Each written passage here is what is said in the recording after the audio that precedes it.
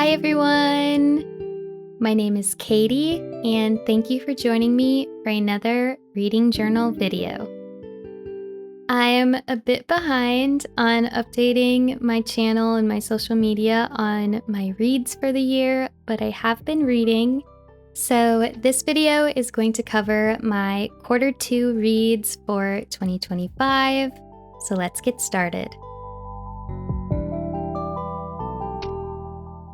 So as always, we're flipping forward to my bookshelf spread to start us off. And I had a good variety of mostly 3 and 4-star books, but also a couple 5 stars in this quarter. And we're starting to fill up the shelf. I am definitely excited to continue to catch up on my reading journal. I have quite a bit to do, seeing as it is November already, but that's okay. The year has kind of just flown by for me. Good things, bad things, the in-between. So I'm just trying to be easy on myself. This is a hobby after all, and I don't want to pressure myself and get stressed about it. So yeah. Once I have that done, I'm flipping forward to my stats page. And in April, I had a pretty good month. I read 6 books. That was also the magical readathon month, and I always read more during those months. And then I read 3 books in May and 3 books in June.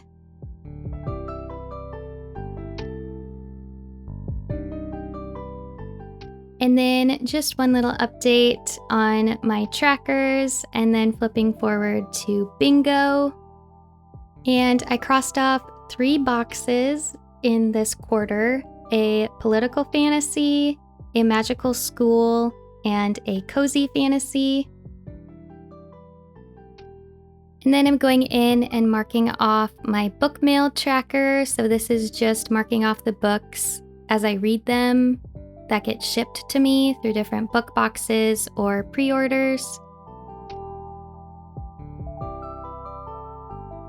And I get to mark off a couple books from both my book box backlist and my ARCs list this quarter, which is very exciting. And then flipping forward to my Zodiac favorites, I had The Song of Achilles, A Curse Carved in Bone, and Sorcery and Small Magics. And this lineup of books looks so good. All of these are 5-star reads for me, which is very exciting, and it's so cool to see them all together. And then it's time to flip forward to my April cover page. I chose the decoration for April to match my magical readathon setup, which I already posted a video on. So for April, my main color was purple. I'm using this really pretty botanical purple washi tape from Maragona Suli Art. And then I paired it with kind of like plant and book vibes is what I tried to go for, with it being spring. And like I said, April was a really good month for me reading-wise. I read all of my magical readathon books, and there were 6 of them, and I enjoyed like all but one of them. And I even had a 5-star in here, which is always great. And again, my favorite book of this month was The Song of Achilles, which I will get to in a minute. And again, like I said, for the decoration here, I went with a plant and book kind of vibe, some greens to complement the purple, and also this really cute girl who's like holding a plant. I thought she was perfect for the spread. And then here are my magical readathon spreads. Like I said, I have a whole video on them. And then it is into the book reviews. So I did spreads for most of these books, and I also got to read 4 different arcs this month, which is huge for me. Lots to check off my list, which is exciting. So I read The Gods Time Forgot, which was an arc. And then I read Of Jade and Dragons, which was the only book that really disappointed me this month. I just couldn't get into it. I read Behooved, which was another arc. The Song of Achilles, of course I read because it was my favorite of the month. And then I also read an arc of The Raven Scholar. And then I also read The Irresistible Urge to Fall for Your Enemy, but I am choosing to not really talk about it on my channel. So those were the books of this month. Now let's get into the fun part, the spreads. So these first two books that I did a combo spread for are The Raven Scholar and then The Gods Time Forgot. And they're not really similar at all. I just wanted to do single pages for each of these because I had a lot of books to make spreads for this month. So even though they have nothing to do with each other, I wanted the two different spreads to mirror each other and really look nice on the page together. So I'm using one of my favorite washi tapes from Notebook Therapy that has that kind of muted light purple color, and I just absolutely love that one with the moons and the moths. And then I'm pairing it with a like little spell book kind of washi tape with the text, and I think it looks very cute. Definitely a different color palette than I usually use. I don't lean into browns very often, but I paired them with this Dark Academia Witch stickers from Marigona Sully Art, as well as some additional stickers from Notebook Therapy. And overall, I do think that these look really good. Now, for the books, like I said, these were both arc reads for me. So The Raven Scholar is an epic fantasy filled with like mystery as well, because there is like a murder mystery kind of thing going on here. And it involves trials. And I think that if you really enjoy really large feeling worlds, like a huge amount of world building, you will really enjoy this, because I do think that that is one of this book's strongest attributes. So we're in a world that is split up into different groups based on the gods that they worship, but the gods are actually animals. So we have the raven, obviously, but also like the tiger, the ox, the monkey, and I think there's 8 of them in total. And depending on what god they worship, they have like different attributes and qualities about them. And individuals can choose to become scholars of a specific guardian or god. They're called guardians in the book, I guess I should say. And if they do become a scholar, every like 20 years, there is an opportunity for them to compete in trials to potentially become the new emperor. So pretty big stakes, right? Well, our main character kind of gets thrown into it. The Raven scholar who is supposed to compete is murdered, so she needs to step into that role, not only to compete for the throne, but also she's trying to investigate the crime that had been committed. Then it kind of just spirals. There's a lot going on. There are a lot of twists and turns, and my favorite part of the book was definitely the prose and the writing. The cast is huge, and the world is huge, but there's also like this silly, lighthearted humor. And my favorite character was Soul, who is the raven that we get to interact with in the book. And I think I struggled a little bit until about halfway through the book, just with getting the buy-in and feeling engaged. But from there, it's like really fast paced and it picks up. So I enjoyed it. It wasn't my absolute favorite thing, like I know it has been for a lot of other people, but I will continue the series for sure. and definitely would recommend it if you are a epic fantasy enjoyer. And then the second book is The Gods Time Forgot. And this is what I would consider a low fantasy because the mystical magical part has to do with like time travel amnesia. And there's not really much magic that goes beyond that. And we're set in a Gilded Age New York City, which I really enjoyed the setting. That was probably my favorite part of the whole book, and it makes me want to read more Gilded Age historical fantasies because I really, really enjoyed it. And our main character wakes up in a body that she has no memories of, in a world where she has no memories, and she's dealing with amnesia, and she's being called by a different name. So she is really trying to figure out what the heck is going on, and we're right there with her, also trying to figure it out. And she also has very little social tact, and she finds herself in a bunch of situations as she struggles to fit in with this New York upper class society. And obviously, it is the Gilded Age, so women were definitely set to have very specific expectations, and since she's not really fitting into those, her mother is making all these threats and everything.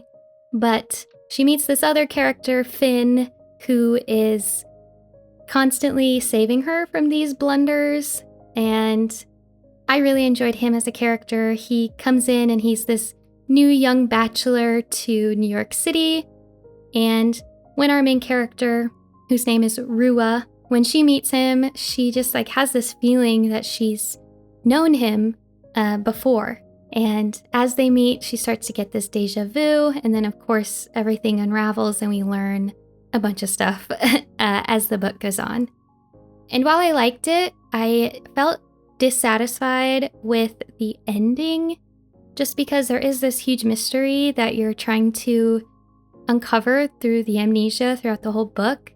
But then at the end, it just felt like rushed. And I honestly felt like I left with more questions than answers, even though some things were super obvious. And I just really felt like it would have benefited from an epilogue. So I just had a few problems with it. But again, I really loved the vibe and the setting the most. So then we're moving on to our next book, which was Behooved. And this was another arc that I had the privilege to read. And I will say that this is definitely one of my favorite spreads that I have made all year. It's just totally me. It's my vibe. All of the pastel colors are so pretty. Pink and blue are some of my favorite colors. These are like my wedding colors. And all of the horses are just so cute and perfect for the book. So Maragona Suli dropped these new cloud washi tapes, and I was able to order a bunch of colors in them. And I will warn you, I will probably overuse these for the rest of the year. I am obsessed with them. I love the pastel colors and how well that they pair with other washi tapes and stickers and everything. So I had to use that here. And then I paired it with this Simply Gilded washi tape that also has horses on it. And then I have that beautiful cherry blossom unicorn girl in the left corner and two really cute unicorns on the right side. And again, I just love how this spread turned out aesthetically. So Behooved is a totally fun and cute fantasy romance. It does not take itself too seriously. It's cozy and like whimsical, mystical, magical, but ultimately it is funny. Oh my goodness. I really enjoyed it. So we're following a main character who is sent off to a neighboring kingdom. Her name is Bianca, and she is going through an arranged marriage for an alliance and political things. And her betrothed is not seeming super thrilled about the whole situation. He is this aloof character named Eric. And on their wedding night, when they are supposed to do, the things that you do on your wedding night, she actually saves him from an assassination attempt. And when she does that, she accidentally turns him into a horse using magic that she didn't necessarily know 100% all of the details of. So that happens, and he's like a horse shifter, and now they have to work together because, they're like married now. And she helps him try to figure out how to break that curse so he's not a horse shifter anymore. And then also so he can take back the throne and save their kingdom. So, what a totally ridiculous setup, very unique and funny and fun.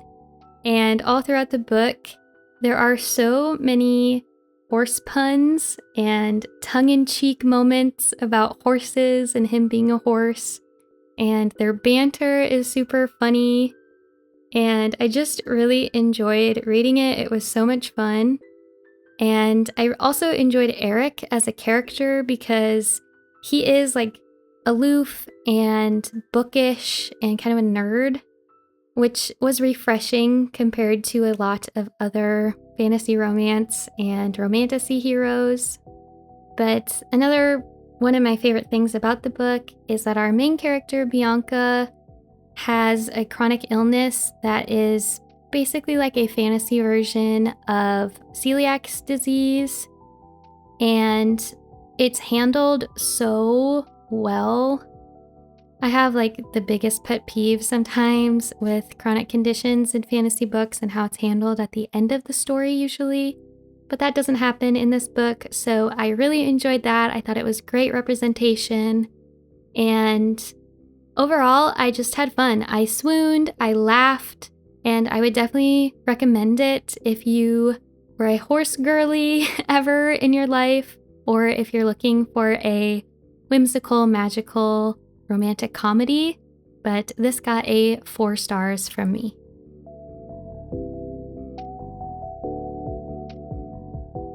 And then my next book was The Song of Achilles, which was my favorite book of the month and got a 5 stars from me. And I know that I'm like so late to the times when it comes to this book, but I hadn't read it yet. And I was so excited to finally read it.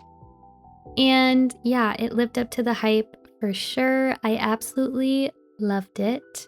This is the kind of book that when you read it, you just feel like everybody should read this book.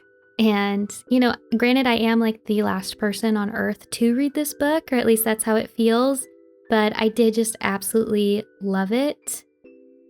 So I'm using a combination of washi tapes from Notebook Therapy. I have the orange and gold sun one on the sides, and then I have the sun faces on the bottom. And I don't think I've ever used these before, but I think that they look so good. I love all of the gold and the shiny in it, and of course all of the suns. And then I paired them with this cool sticker of these gods in the bottom left corner, as well as these different swords from Mushy Works. And I really like how it all came together. It took me so long to pick out the stationery for this spread because I had like very few things that kind of represented the vibes of this book. But yeah, I do like how it came out and how it looks. So, of course, in this book, we are telling the story of Achilles and the Trojan War and the lead up to it, but it's all done through Patroclus and his relationship to Achilles. And I thought it was done just so beautifully. The writing is lyrical and magical, and there were literally quotes in like every chapter that I was like, oh, that was so good. I need to like reread that. And I just want to like read it again and again and underline it. I never like mark up my books, but I kind of want to do that because of how beautiful the writing was and all of the beautiful quotes and messages of love in this book. And obviously we know what happens at the end of Achilles' story. So we know how this book is going to end, and that made it a kind of unique reading experience because I didn't want it to end. I especially loved the beginning, and certain parts at the beginning just like make my heart bloom right now just thinking about them, and kind of those early stages of their relationship and meeting each other and everything. And I literally had to like take breaks, and I don't usually have to do that in books, but my heart was just like hurting and I didn't want to get to what I knew was going to happen, of course. I wanted to stay in their love story. I didn't want to go to war. I really didn't. Even though obviously I knew we were going to end up there. And it was kind of devastating in that way, but it was, again, just done so well. And, you know, I hurt and I cried and I mourned right alongside Patroclus. And I thought that just their representation of love, and such a deep love on such a level that feels like a myth, you know, because this is myth. And the way that these characters who are so larger than life are humanized in this book, I just loved. And I loved how unapologetically queer it is, even beyond the romance. The way that Achilles challenged gender roles and explored his gender presentation, I thought it was just done beautifully. I just want to read it again. That's how I feel, which is a great feeling when you finish a book. And, you know, I wrote this at the end of my review, which I think just encapsulates my feelings. And despite the pain, oh my God, the pain. This is truly a story about love. The cruelties of man and war seem inevitable, but so too is love. A love which will outlast the ending. It will outlast grief. It will outlast death. I am made of memories. We all are. And yeah, just gives me chills. I am made of memories. That's one of my favorite quotes. Also, he is half my soul, as the poets say, is the quote that I chose to use in this spread, which was another one of my favorite quotes. Totally a 5-star read. If you haven't read it somehow, like I hadn't, definitely recommend. It lives up to the hype. So then, flipping forward, we're doing my May cover page, and I'm using, again, more new washi tape from Marigona Suli Art. I absolutely loved this collection she did. It was full of like deeper dark blues and purples, pinks, and blues, which are my favorite colors, so I was all about it. And this washi tape also had a sheep on it, and sheep are my favorite animal, and I'm always begging for more sheep stationery, so that was such a treat for me specifically. And in May, I read 3 books, and it was also my birth month, and I'll talk about that in a second, but I had a fun book-related event happen during my birth week that I was able to go to, which was a lot of fun. And I totally went with the magical nighttime vibes in the decoration on this spread. I absolutely love all of the celestial kind of elements. That little dragon with the moon, the stack of books, and our girl for this one is so cute in the purple and blue. So yes, absolutely love how this turned out. And then for my book reviews, this month I reread A Fate Inked in Blood and then read A Curse Carved in Bone, and both of those got spreads. And then again, I'm choosing not to talk about Rose and Chains on my channel. So, like I said, I reread A Fate Inked in Blood in preparation for A Curse Carved in Bone, which was released in May. And again, this one took me so long to figure out what kinds of stationery I wanted to use in the spread, but I went with a kind of celestial sun and moon kind of vibe again. I'm using a combination of washi tapes and then more swords and this really cool looking art that I thought gave the same vibe as Freya, the main character in this book. And A Fate Inked in Blood was one of my favorite reads of 2024, so I was excited to reread it. And this duology is a Viking romantasy. Our main character, Freya, starts this first book in an unhappy marriage to this just like awful guy. And at the beginning of the book, it's not really a spoiler because it happens within like the first 5 chapters, but he dies, okay? We'll just say that.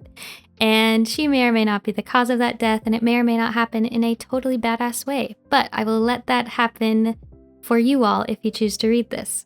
And it sets her up to learn that she is the shield maiden or chosen daughter of a goddess, and that she's prophesized to bring together different clans.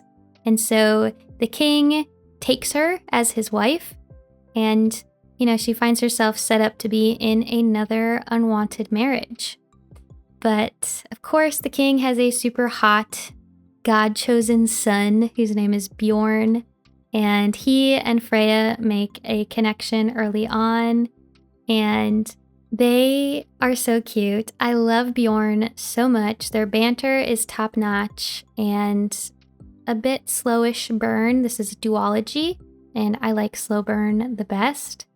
And I just love how he challenges her, but also supports her and helps her grow, because he's right alongside as she is trying to figure out her fate now that she knows that she is the shield maiden, and kind of figure out what that means to her and her role in the future. My favorite quote from this first book is, "Fate cares little for your opinion on how things should go." So that was A Fate Inked in Blood. Now let's go on to the second book in this duology, which was A Curse Carved in Bone. And this book released right around my birthday, and I was lucky to be able to go to an author event for Daniel L. Jensen, the author of this series.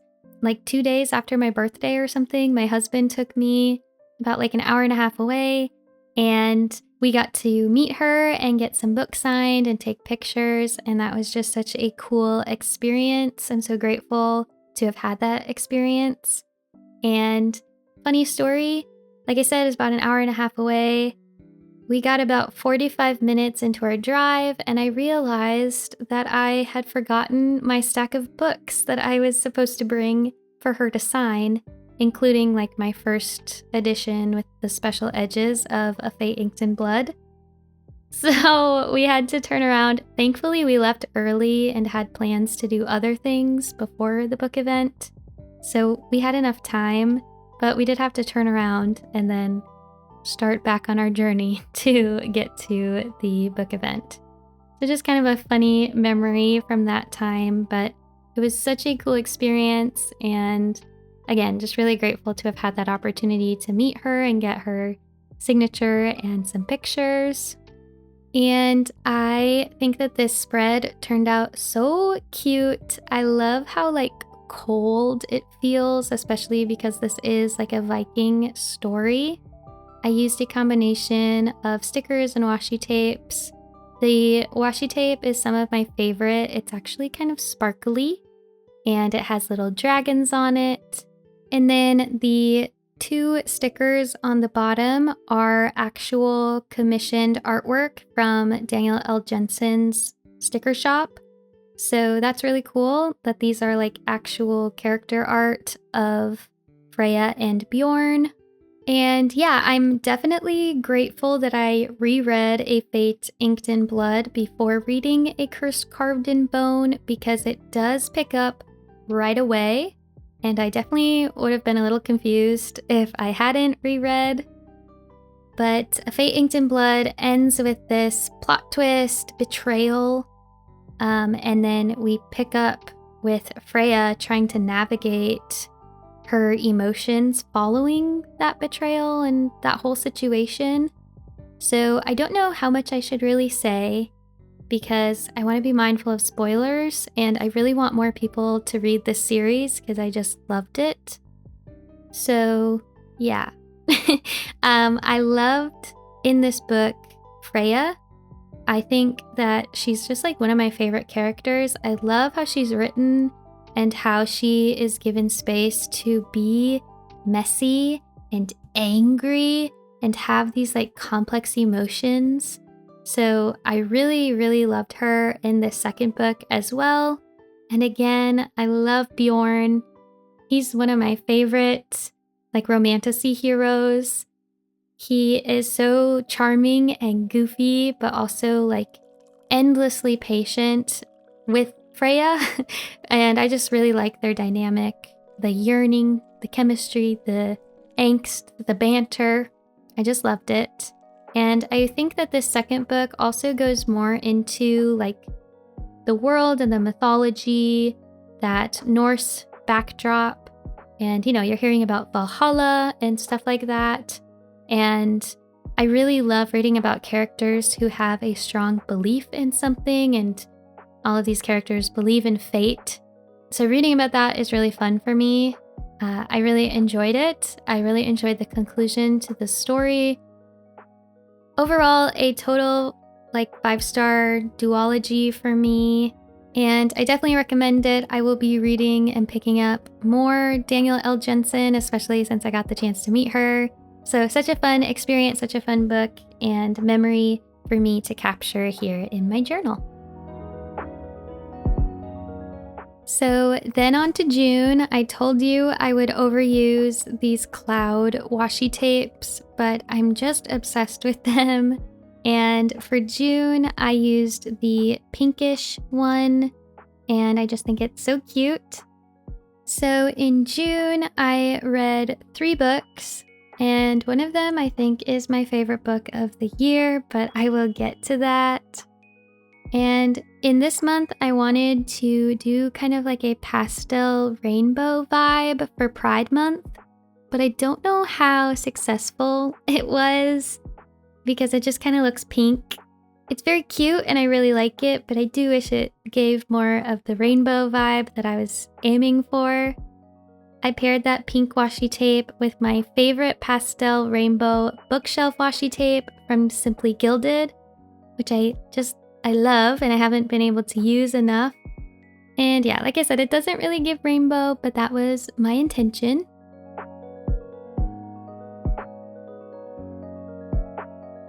So onto our book reviews. I read 2 arcs this month. First I read Tusk Love, which I did a spread for. And then I read Sorcery and Small Magics, which came out last year. And then I read an arc of A Fate Forged in Fire, which was a 3-star read for me. It was dragons, which I was excited for, but it just fell a little flat for me. It did have a bisexual main character who I really appreciated, but it was just hard for me to get into, felt a little generic, so I did not do a spread for this one. Okay, so first I did a 1-pager for Tusk Love, and I went with a very magical forest vibe in this spread. I'm using Mushyworks stationery, so this really cute mushroom washi tape, and then pairing it with these fairy girls on the right side. And this is a fantasy romance that is, I believe, based on a book that is in Critical Role. Now, I personally have never watched Critical Role, and I guess that is all to say that you don't need to have any idea anything about Critical Role to enjoy this book. At least I didn't think so. I was able to enjoy it just as a fantasy romance.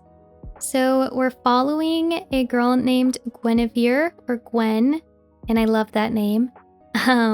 But we meet her when she's saved by this half-orc guy named Oscar. And she's saved from a bandit attack and a burning fire, which has left her alone. and he agrees to help her on the rest of her journey after he saves her. And then he soon finds out that she's on her way to deliver herself and this huge chest to a noble stranger who's made a deal for her hand in marriage. And they kind of go on that journey, and Oscar helps her and all of that. And it's definitely insta-lust, and they're immediately infatuated with each other. I don't think it was egregious or surprising because this book is like really short and also a standalone. So, it has to move fast and all of that. They have a very hard time keeping their hands and their minds off of each other. And it's also very tropey. Got grumpy sunshine, there's one bed, one horse, and yeah, it was fun. I think if you specifically like fantasy romance, you will enjoy this. I think I really liked Oscar specifically because he kind of challenged toxic masculinity, I would say. He was able to show and feel his emotions and his struggles with grief and feeling unworthy. But, we get to the end of the book and all of the conflicts are resolved and there's a happily ever after. But what I thought was the biggest missed opportunity, or my biggest issue with the book, was that we didn't get an epilogue. I thought for sure we would get an epilogue where they go visit Oscar's mother's homeland, which is referenced throughout the whole book. But then they just didn't. So that felt like a missed opportunity and kind of deflated me when I saw that there wasn't an epilogue. I was like, oh, wait a minute, what? But yeah, that was really my biggest issue with it. And overall, it was fun and a cozy little fantasy romance. So yeah. Now onto what is probably my highlight of this whole video, and that is my spread for Sorcery and Small Magics. I kind of randomly picked this up because I wanted a queer fantasy, and this was a fairy loot book last year that's just been sitting on my shelf. And I am so happy that I did because oh my god, it was so good. One of my favorite books that I've probably ever read. I just enjoyed it that much. It really hit for me. But first, the spread for this, I really went for a magical forest kind of vibe. There is a magical witch's house in this story, and I wanted to bring in these little magical mushroom fairy houses at the bottom with the stickers, and I just think it looks so cute. So I paired that botanical dark green washi tape from Notebook Therapy with these Mushywork stickers. Now, this is a cozy fantasy, or at least it had cozy fantasy vibes, but there are stakes, pretty high stakes in this book. They're running for their lives at times. They're risking expulsion from their university at times. So there are stakes, but the overall feeling is whimsical and cozy. And this is the beginning of a trilogy of what I hope and feels like is going to be a treacherously long and slow burn. And I am so excited. I just loved this first one. So we have two main characters here. Our first one is Leo, who is that quirky, misbehaving, rebellious son of a upper-class family who doesn't necessarily think about his privilege very often and who doesn't really want to be at school. And he has his academic rival, who he may or may not have a little crush on, who is his complete opposite. He's stoic and rule-following. His name is Sebastian Grimm, and he comes from a humble background of being a farmer's son and had to work really hard to have his spot in school. So they're complete opposites and they can't stand each other. but they end up being partners in a class and have to work together because the magic system in this world requires two different kinds of mages. One writes the spell, and then the other one casts the spell. So they have to work together. And Leo is our writer or our scriver, and then Grimm is the caster.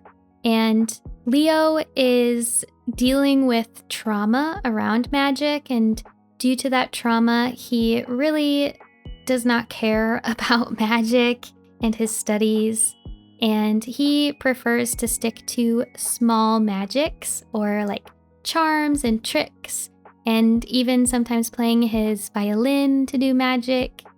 Whereas, like I said, Grimm works very hard for his spot, and he's very disciplined and a very talented sorcerer. So yeah, the two can't stand each other. They're total opposites, but they are made partners in a class. And accidentally, it happens that a curse is put on one of them, and it has some pretty nasty side effects. So they do agree to go try to find a cure for the curse together, which leads them to a magical forest. And they really go on this magical adventure together to try to find answers and a way to break the curse. And I just absolutely loved it. These two characters butt heads so much, but they are like each other's foil, which I love, obviously. And the writing style is so like funny and really engaging. Leo specifically, him as a narrator, he was so funny. It was like he was telling me a story around a campfire, and I was hanging on every word. The lightheartedness of the story, though, did not take away from, like I said, there's dealing with trauma. There's also classism, grief, guilt, and these larger themes, but they're married in such a beautiful way. And it was so enjoyable. It had a cozy vibe. It had an adventurous vibe. It was yearning and slow burn, how I love, just desperate for a crumb of touching each other's hand, which is my favorite kind of romance, and just like the slowest of slow burns. I loved it. And then I also loved how this is the first book in a trilogy, but it doesn't really end on a cliffhanger. You get like an ending to this first arc of the story, and then it sets up the next book really well. I am so looking forward to that second book. It hasn't even been announced yet, but best believe the day it comes out, I will be reading it. I am so excited for whenever it is announced, because I think about this book all the time, and I'm desperate to be back with these characters. It is so character driven, and since I love both of these main characters so much, and individually and together, I yearn to be back in this world and in this series. So I definitely recommend it. I thought it was magnifique, I'm just trying to scream it from the rooftops. If you haven't read this one, definitely check it out. All right, everyone. I think that is the perfect ending to today's video. I hope that you enjoyed this one and enjoyed my quarter 2 reads. If you did, please leave a like and a comment down below. And if you would like to see more from me, be sure to hit subscribe. I will be catching up on my journal throughout the rest of the year, as well as setting up my 2026 reading journal, which just feels bonkers to say out loud. I hope that you and yours are staying safe, happy, and healthy, and I will see you again next time. Thanks again. Bye-bye.